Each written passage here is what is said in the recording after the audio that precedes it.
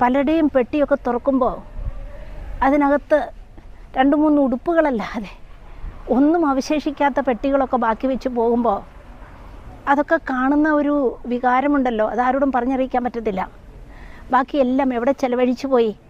യുവത്വത്തിൽ പലരും ജോലിക്കാരായും ടീച്ചേഴ്സായും നേഴ്സുമാരും ജോലി ചെയ്തുകൊണ്ടിരിക്കുമ്പോൾ പപ്പായോടും മമ്മിയോടുമൊക്കെ മല്ല് പിടിച്ചിട്ട് മടത്തിൽ കടന്നു വന്നവരാണ് ഇപ്പോൾ യാത്ര പറഞ്ഞിരിക്കുന്ന പലരും.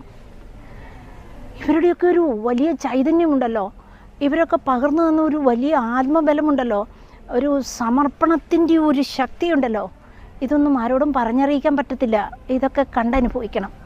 അങ്ങനെയുള്ളവർ യാത്രയാകുന്ന ബെഡിനരികിൽ പലപ്പോഴും നിൽക്കേണ്ട വന്നപ്പോൾ ഒരു കാര്യം ഓർത്തു, ഈശോയെ, ഞങ്ങളൊക്കെ ജീവിക്കുമ്പോൾ ലോകത്തിന് വേണ്ടി, ഇടവകയ്ക്ക് വേണ്ടി, നാടിന് വേണ്ടിയൊക്കെ ഒത്തിരി ചെയ്യുന്നുണ്ട്. പക്ഷേ ഞങ്ങളുടെ വീട്ടുകാർക്ക്